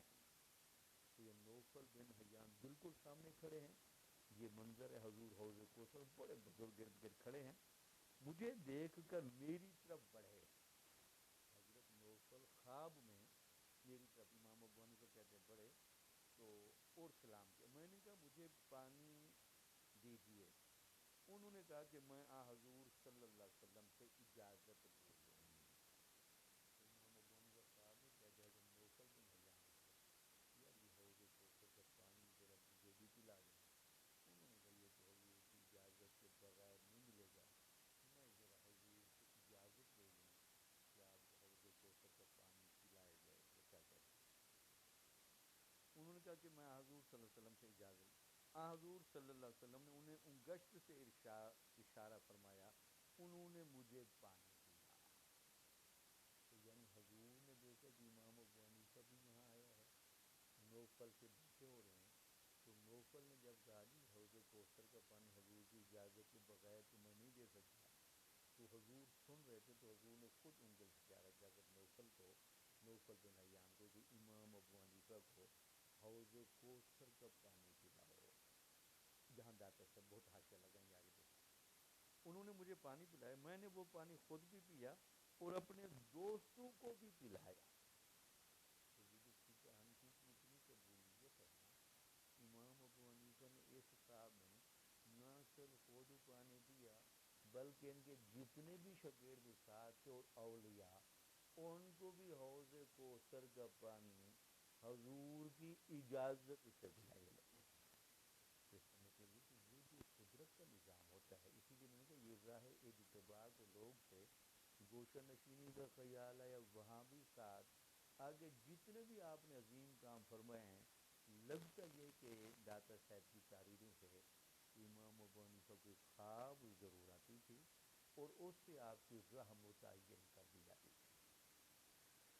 وہ پانی خود بھی پیا اور اپنے دوستوں کو پیا، مگر پیالہ جوں کا توں رہا. یعنی وہ پانی خود بھی پیا، دوستوں کو پلایا، اور اس پیالے میں جتنا بھی پانی تھا وہ ویسے رہا. یہ جملے داتا صاحب نے اس لیے لکھے کہ وہ جو حضور کی اجازت سے چونکہ پانی مل رہا تھا، تو حضور کی اجازت سے جو پانی ظاہر ہو وہ کبھی ختم نہیں ہوتا. جیسے آپ نے دیکھا کہ وہ ایک دفعہ صفہ کے لوگوں کو آپ نے دودھ پلایا، وہ ختم نہیں ہوا. اسی طرح صلح حدیبیہ کے موقع پر آپ نے پانی کا معاہدہ دکھایا، وہ ختم نہیں ہوا. تو یہاں بھی وہ جو پانی امام ابو حنیفہ اور ان کے شاگرد پی رہے ہیں وہ بھی ختم نہ ہوا. میں نے پوچھا حضرت حضور صلی اللہ علیہ وسلم کے دائیں جانب کون نظر ہوا؟ وہ جو بالکل حضور کے رخسار کے ساتھ رخسار لگا کے کھڑے ہیں. فرمایا حضرت ابراہیم علیہ السلام. یہ کون بزرگ ہیں اتنے خوبصورت اور حضور سے اتنے قریب؟ تو وہ جو آپ کے دادا جی ہیں حضرت ابراہیم علیہ السلام. پھر میں نے پوچھا باقی بتائیں. انہوں نے کہا وہ حضرت ابوبکر صدیق رضی اللہ تعالیٰ عنہ ہیں. اسی طرح میں پوچھتا رہا، وہ بتاتے رہے یہاں تک کہ 17 بزرگوں کو میں نے گنا. یعنی وہ جو حوض کوثر پر جو لوگ کھڑے تھے، لگتا ہے کہ ان میں خلفائے راشدین ہیں، کبار صحابہ ہیں، ہو سکے امام ابو حنیفہ کے استاد بھی اس میں کھڑے ہوں. وہ کہتے ہیں وہ حضرت نوفل بن حیان مجھے بتاتے گئے اور میں خواب میں اپنی انگلیوں پر گنتا رہا. 17 بزرگوں کو میں نے گنا. جب میں بیدار ہوا تو 17 تک انگلیوں میں گنتی کے نشانات موجود تھے. کہتے یہ صرف خواب نہیں دیکھ رہا تھا، میں گن بھی رہا تھا. تو جو ہی میں خواب سے اٹھا تو 17 کی گنتی پر میری انگل رکی ہوئی تھی. تو میں نے پہچان لیا کہ آج تو 17 بندوں کی حضور کی موجودگی میں زیارت بھی کی ہے اور حضور کی اجازت سے حوض کوثر کا پانی بھی پیا. اچھا یہاں داتا صاحب چونکہ مجھے لگتا ہے کہ یہ بیان مجھے ختم کرنا پڑے گا، یہ 2-3 اور واقعات رہ گئے. یحییٰ بن معاذ رازی رحمۃ اللہ علیہ فرماتے ہیں کہ میں نے حضور صلی اللہ علیہ وسلم کو خواب میں دیکھا. میں نے عرض کیا حضور میں آپ کو کہاں تلاش کروں؟ یہ واقعہ میں نے پہلے بھی بیان کیا ہے. فرمایا ابو حنیفہ کے علم میں. آپ کے زہد و اتقاء کے بے شمار واقعات ہیں اور اسی طرح آپ کے فضائل و مناقب میں بھی اتنے ہیں کہ اس کتاب میں نہیں سما سکتے. وہ کہتے ابھی تو میں جستا جستا امام ابو حنیفہ کے بارے معلومات دے رہا ہوں. آپ کا زہد کتنا تھا اور آپ کا تقوی کتنا تھا، وہ واقعات اگر میں سارے بیان کروں تو شاید ممکن نہ ہو. اب داتا صاحب اپنا ذاتی واقعہ بیان کرتے ہیں. کہتے ہیں میں علی بن عثمان الجلابی ایک دفعہ شام میں مؤذن رسول اللہ صلی اللہ علیہ وسلم حضرت بلال رضی اللہ تعالیٰ عنہ کے مزار پر سو رہا تھا. داتا صاحب کے ایک دفعہ حضرت بلال رضی اللہ تعالیٰ عنہ کے مزار پر جو شام میں ہے میں سو رہا تھا. خواب میں دیکھا کہ میں مکہ معظمہ میں ہوں اور حضور صلی اللہ علیہ وسلم ایک بزرگ کو بچوں کی طرح شفقت سے اپنی بغل میں لیے باب بنی شیبہ سے اندر تشریف لا رہے ہیں.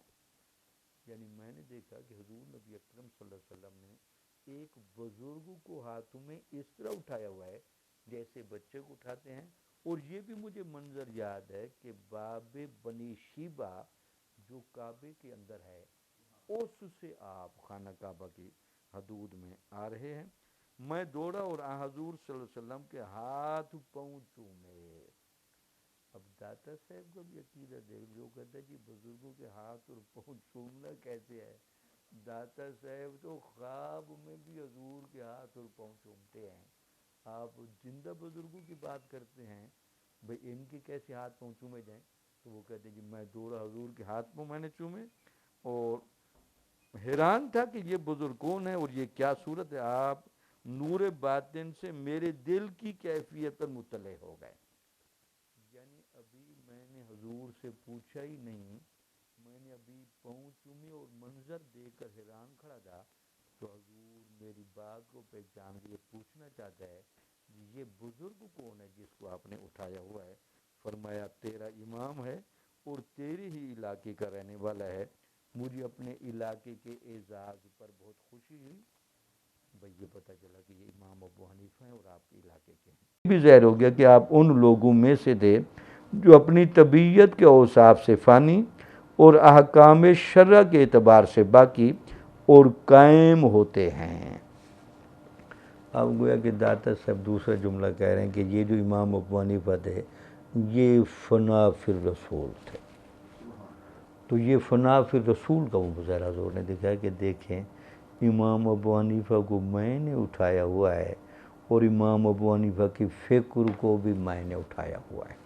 تو داتا صاحب کہتے ہیں یہ اشارہ اس کی طرف تھا، امام ابو حنیفہ فانی جو صفت ہیں باقی وہ صفت نہیں، امام ابو حنیفہ کے اس پورے پروگرام میں اپنا ذاتی کوئی حصہ نہیں، ساری منشا حضور کی ہے، صرف آپ اعلی کار ہیں، سامنے آپ نظر آ رہے ہیں، پیچھے منصوبہ الہی اور منصوبہ نبوی چل رہا ہے، اس لیے آپ کو حضور صلی اللہ علیہ وسلم اٹھا کر لائے، اور اگر وہ خود چل کر آتے تو باقی وہ صفت ہوتے۔ اگر یہ امام ابو حنیفہ بھی حضور کے ساتھ چل رہے ہوتے تو پتہ چلتا تو پھر تھا کہ کچھ نہ کچھ حصہ امام ابو حنیفہ کا بھی ہے۔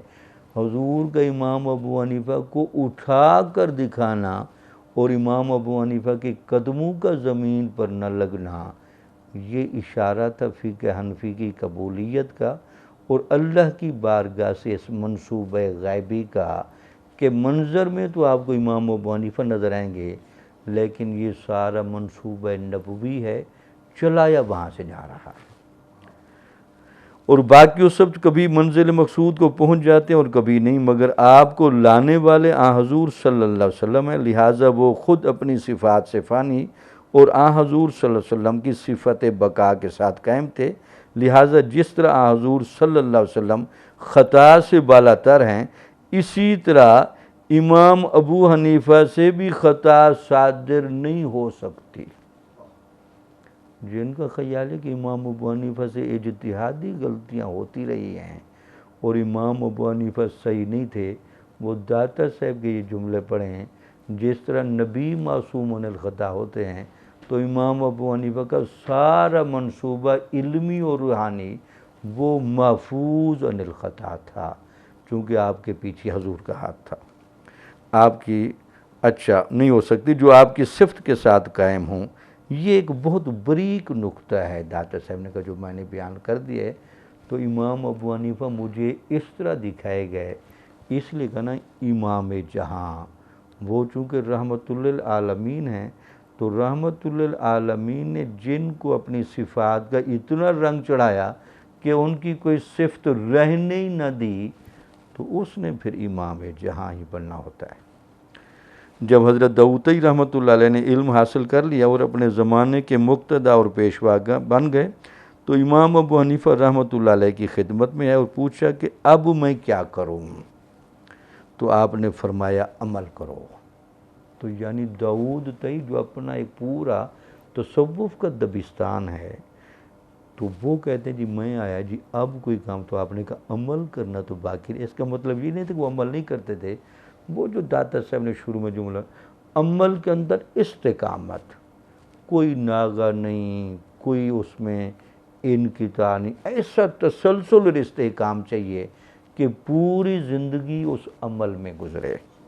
آپ نے فرمایا عمل کرو، کیونکہ علم بغیر عمل کے ایسے ہے جیسے جسم بغیر روح کے۔ مثال دیکھیں، یعنی علم اور عمل کا جو موازنہ داتا صاحب نے کر دیا ہے، علم بغیر عمل کے ایسے ہے جیسے جسم بغیر روح کے۔ جسم ہے علم اور عمل ہے روح، تو علم کے ساتھ عمل ہوگا پھر تو کمال ظاہر ہے۔ پھر آگے جملہ لکھتے ہیں، جب تک علم کے ساتھ عمل نہ ہوگا نہ علم میں صفائی ہوگی اور نہ اخلاص۔